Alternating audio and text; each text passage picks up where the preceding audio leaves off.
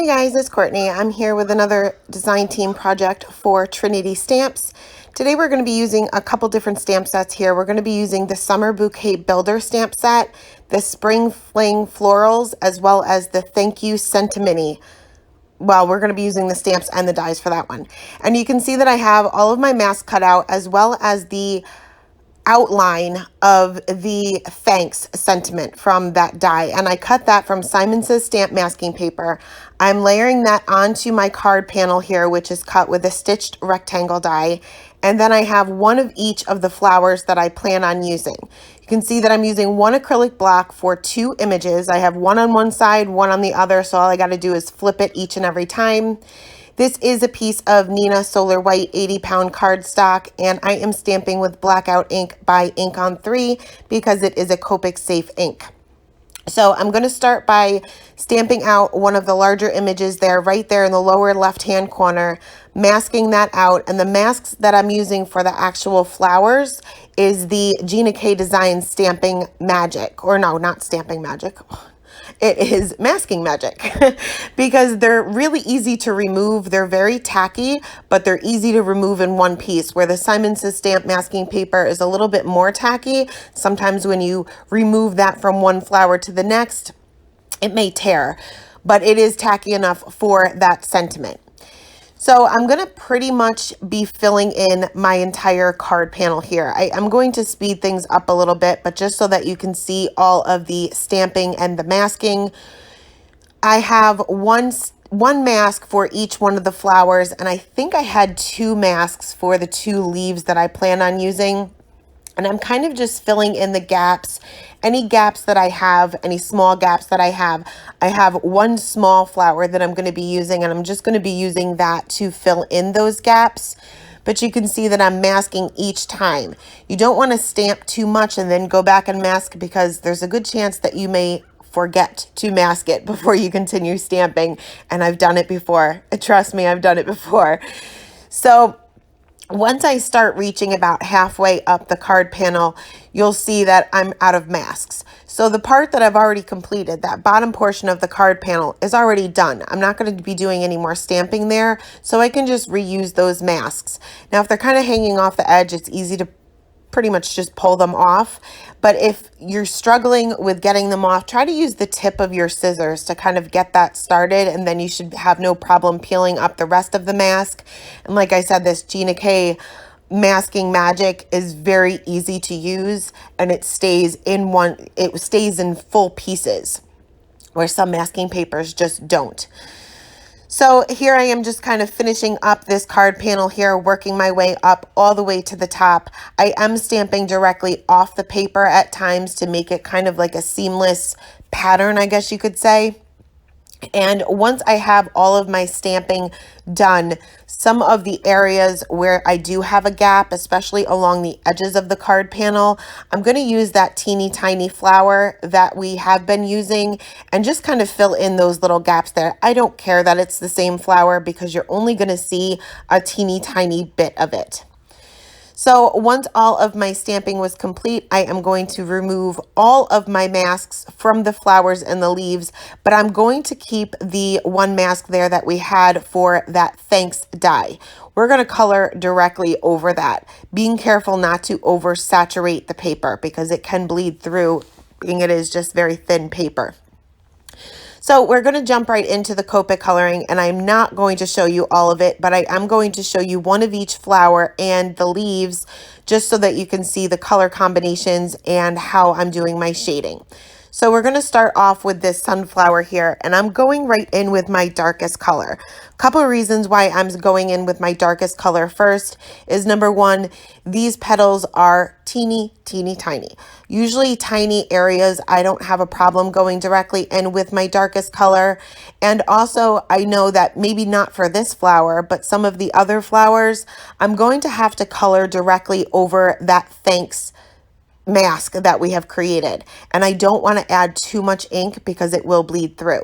So I want to keep everything consistent. So if I have to kind of limit the shading that I do on the flowers that are over that mask, I'm going to limit the shading I'm doing on all of the others. So for this one, I am adding some shading to the base of each of the petals as well as the tip. And you can see that I'm using a very teeny tiny amount of that darkest color. I'm also adding a little bit of a shadow where one petal is laying behind another. For this darkest mid-tone, which is a dark orange color, I'm just extending those flicks out a little bit further. And here's where I'm creating more of those shadows where one petal is laying next to or behind another, because I didn't want to go in with my darkest color for all of my shading. So it's okay to use your darkest mid-tone for some of your shading as well. You don't necessarily have to use the darkest dark to do all of your shadowing. Also, when you have not already saturated the paper, I typically go in with my lightest color first to get the paper saturated. If you don't do that and you go directly in with your darkest color, keep in mind, no matter how light-handed you are, that color is going to spread just a little bit as soon as the tip of the marker touches the paper. So even though I'm adding just a teeny tiny bit of that scary dark color, it is spreading just a little bit. And you can tell on smaller images like this or smaller petals like this. So the YR04 is my lightest mid-tone, and I'm just extending these areas out. And you can see that I'm leaving the highlight for the center portion of each one of these petals. Once I had that lightest mid-tone down, and I'm just using a flicking motion here, I'm going to bring in my highlight color, which is a Y marker. It's the Y35, and I'm just going to go ahead and fill in those highlight areas. Now you want to be careful that you're not going over your darkest areas with your lightest color, because the lighter color is going to act as a colorless blender with just a little bit of pigment. So it's going to do the same thing as a colorless blender would normally do and kind of move that ink around, and you don't necessarily want that to happen. For the center of the flower, I'm going to use some E20 markers. Going to start off with the lightest color this time because I'm not going to really be doing so much blending, but there is a huge difference between the E29 and the E21. So I just added a little bit of the E21 before adding that darkest color. I'm also adding little dots just to add a little bit of texture to the inside of the flower. And that's super easy to do. Anybody can do dots. So next, we're going to move on to the next color combination here and the next flower. This time I am going to go in with my lightest color just so that it's easier for you guys to see exactly where I'm putting the shading. This particular flower has a lot of folds within the petals and a lot of overlapping.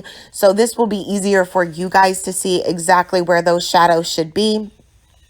So going in with that darkest color, I am again adding the shadows where one petal is laying behind another.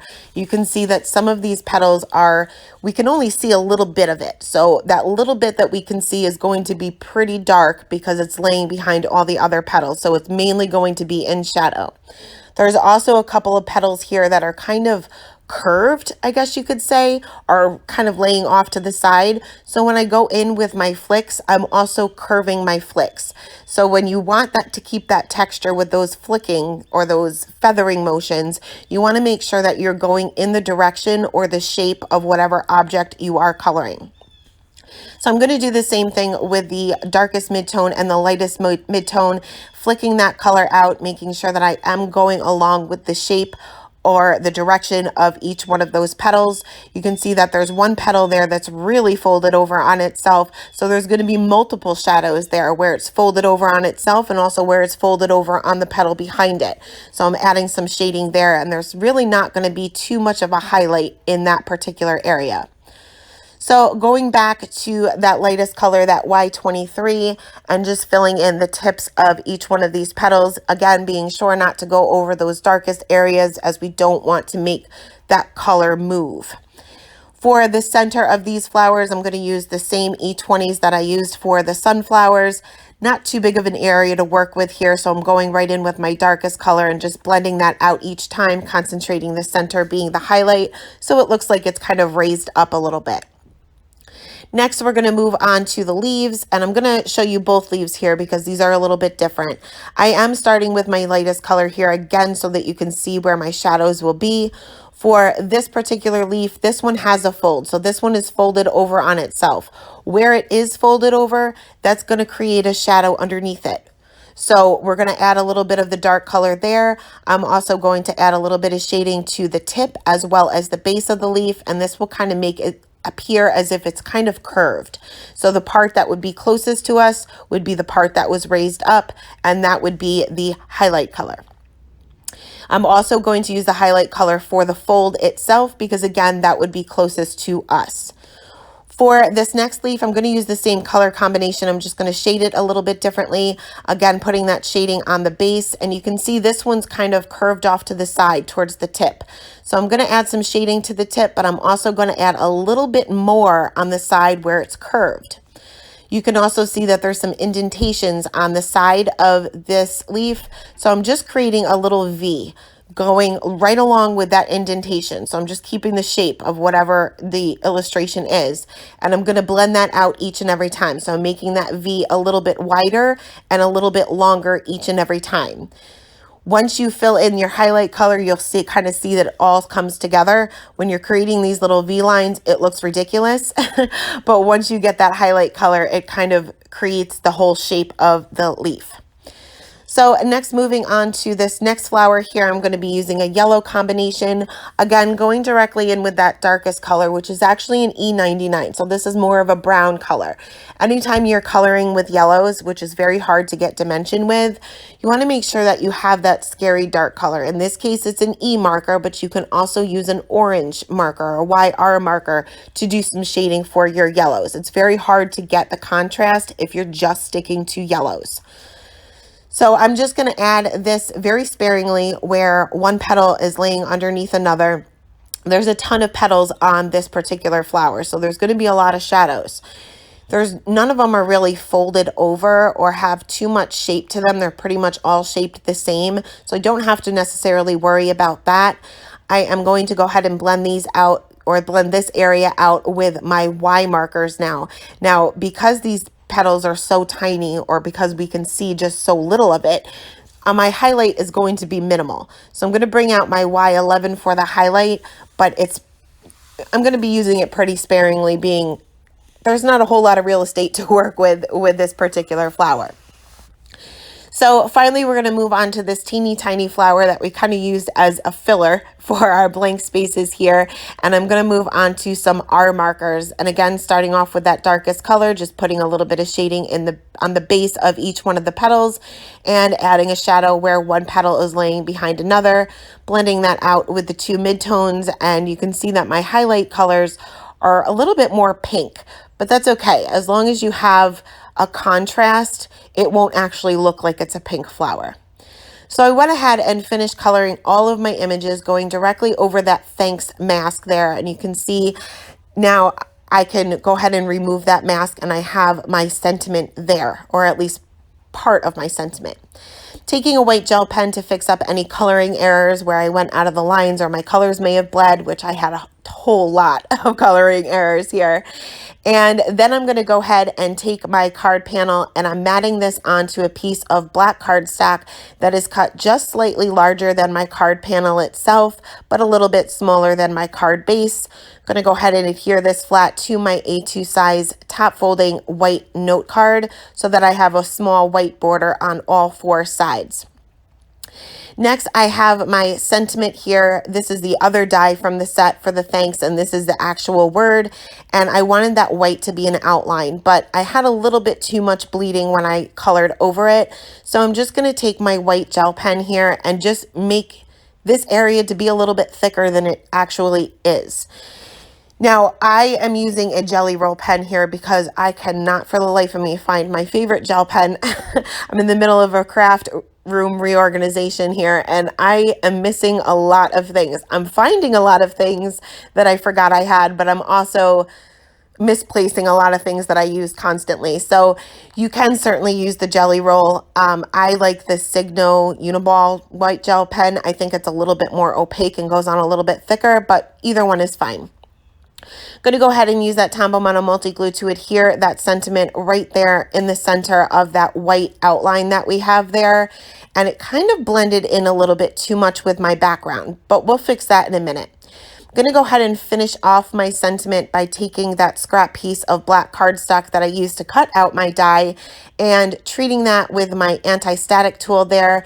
And then I'm going to stamp the remaining part of my sentiment with Versamark ink, sprinkle on some white embossing powder, and then heat set that with my heat gun. You will want to make sure that you're heating up your heat gun for about 30 to 45 seconds before bringing that to the paper, and that will minimize the warping. I'm going to go ahead and trim this down into a skinny little strip because I don't want to cover up too much of my background. I spent way too much time on it. And then I'm going to go ahead and pop this up with some foam tape directly under my Thanks die cut there. Now to make this stand out a little bit, I'm going to go ahead and bring out some glossy accents. I'm going to squirt this out a little bit onto some scrap piece of paper to make sure I don't have any air bubbles. I do not have one of the fine tip applicators, and I didn't really necessarily have a problem going over this sentiment as long as you're not actually squeezing the bottle. Once the glossy accents start flowing, just let it flow out. Don't squeeze the bottle too much.